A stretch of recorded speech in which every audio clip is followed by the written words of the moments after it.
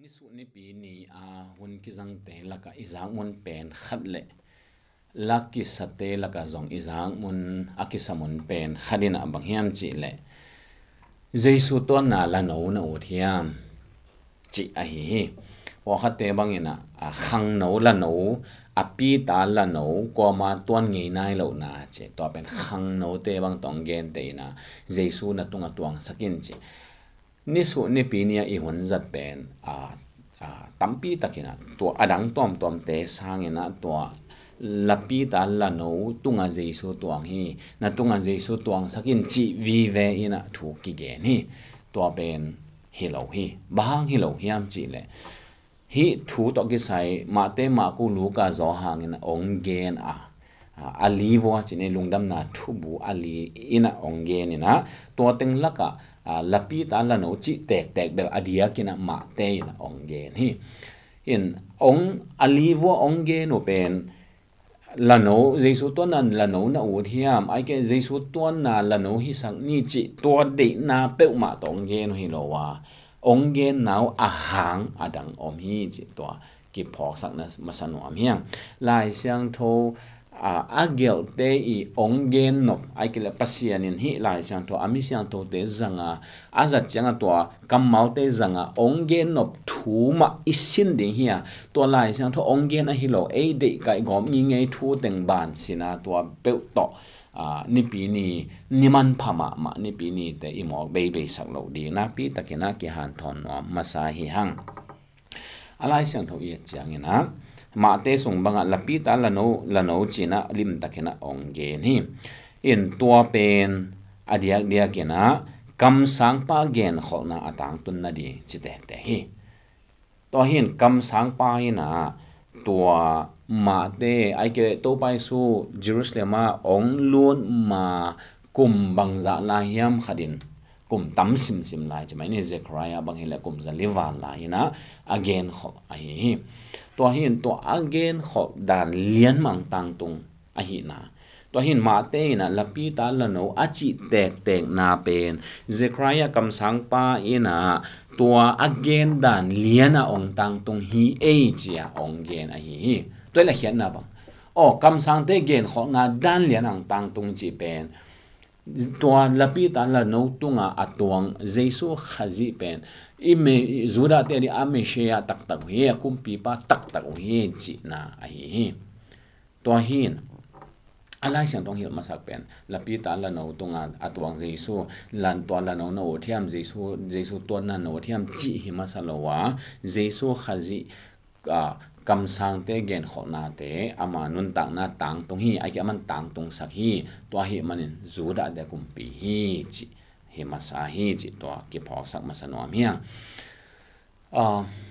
agan hing lam sang to ki sai again ding hi le hang to Zeisu to na na wo thiam chi sang ina gan hing te na ngonin Zeisu thu mang chi ziaw leng hi zo lai hi a gospel hi lungdam na thu bu te ong gen nop ta tak pen ganing te in Zeisu thu aman na zo hi masalo la hi ai hang a to tak sa again ve di hi le mo thu cham luya ki pan gen ta ngapi na jo na thu mang lo pa ami pasien kam sang pan thu man lo hang ngapi in a hi le pasien thu kam khada piak te mang ziaw balam ila abalamin thu man lo hang alang pau pasien la jang chi da ganing te na ngonin pasien thu mang chi to bang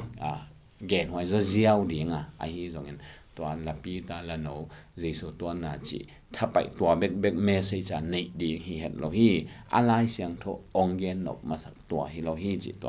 i gen pa no am hiang to hi in Zeisu khaji kam sang te gen khoma banga ong pai hi ama kumpi tak ta hi ama bek kumpi nei ni ama bek ong hon khe the hosana chi ma ban ama bek ong hon khe zo pa ama bek ong hon khe the pa hi chi to adiak dia kina hi thu te I ol tun sak ding na pi takina ki han thon nom hi hang Zeisu tuan na gon kwang na wot hiam chi ba om khol lo hi ai ke le Zeisu tanga ki go va khu na wot hiam chi bang jang om tuan lo hi Zeisu le tuang wa lai na ganing